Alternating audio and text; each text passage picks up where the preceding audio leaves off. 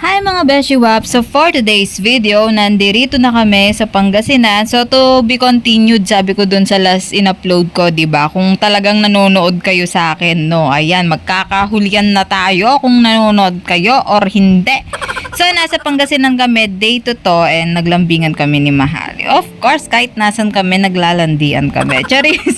Hindi. So nandito kami sa bahay ni na Ate Chocolate. Ayan, shout out sa inyo, kay Kisses, kay Jam Jam. Yan, sa inyo lahat dyan, kay Calbuelo. Shout out sa inyo, Kuya Pogi. Lahat-lahat dyan ng mga pinsan ko. Ayan, tapos, nandito kami sa Pangasinan and sinusundo kasi namin si Papa para nag-worry kasi ako sa kanya. Kasi guys, medyo ano na siya sa paglalakad. So, yon.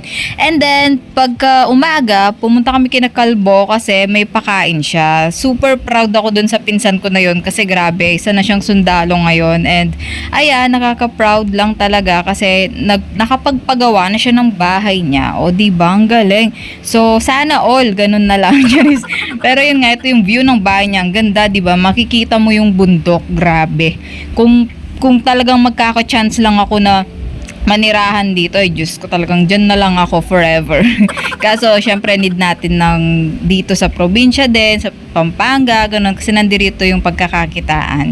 So, ngayon, mga Beshi Wap, on the way kami sa may Natividad Plaza. So, nagkasundo kami na pumasyal kami kahit isang araw lang doon. So, yun ang naging ganap namin. Pumunta kami sa Natividad Plaza and ayun nga, dun pa lang kami sa ibaba. Grabe kasi yun. 100 steps po kasi yun, mga Beshwa, kung hindi nyo natatanong, no? And noon kasi, first time namin pumunta doon, hindi pa si Mahali yung kasama ko. Noon, 1-year-old pa lang kasi si Sophie noon. So, yung ex ko pa yung kasama ko doon and yun nga, kinaya ko yung 100 steps, mga Beshwa. Pero ito, grabe, hindi ko na siya kaya, mga Beshi Wap. Talagang siguro nakaka 20 or 40 steps pa lang kami. Dun sa baba pa lang, ha. Hindi pa kasama yung sa gitna. I mean, nakalahati pa lang namin siya. Tapos may isa pang 100 steps. Huwag ka maingay, Tyron. So, pagdating mo dun sa kalahati ng bundok, is meron pa another 100 steps. So, hindi siya totally 100 steps lang talaga. Pa-islant naman kasi yung isa. So, nung nagpupunta kami dyan, nung bata pa ako, is hindi siya ganun na kaganda yung daanan. Ngayon, super ganda na talaga niya. So, nakaka-proud lang na nagle-level up si Natividad Plaza. Hopefully, sa next na balik namin dyan ni Mahali is kayanin na namin. So, magda-diet muna kami at exercise para maakyat na namin yung 100 steps na yan. Grabe. Gustong-gusto talaga namin umakyat dun sa top kaso talagang wala na kaming oxygen, lalo na si Irish. Hi, Irish. Na bulol na ako sa age. So, ayan, shout out sa'yo, Irish. Makikita yung si Irish dyan, ayan, yung nasa likuran namin. Grabe, hingal na hingal siya. So, iniisip ko siya, baka mawalan siya ng oxygen, kasalanan ko pa. Pero yun nga, kami din naman nawawalan na ng oxygen.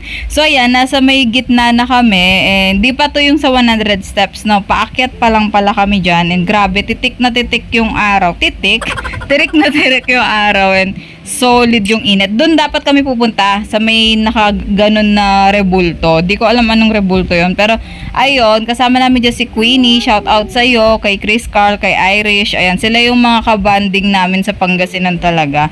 And buti na lang at bakasyon din nila. Bakasyon na, hindi ko pala bakasyon. Talagang day off ko lang na isang araw. And sinulit ko talaga, grabe. Santong paspasan yung kaganapan dyan, walang pahinga kasi after namin dyan is nag-duty pa ako kinabukasan. Pagka-uwi ko, naligo lang ako tapos duty agad, wala pang tulog, diba? Ang galing ko. So may next part pa to. So bago ang lahat, subscribe muna kayo sa YouTube channel ko, Katie's Vlogs. Ito, Katie's Vlogs, FB page, Katie's Vlogs, lahat ng social media account ko, Katie's Vlogs. So day 3 na yan tayo, next.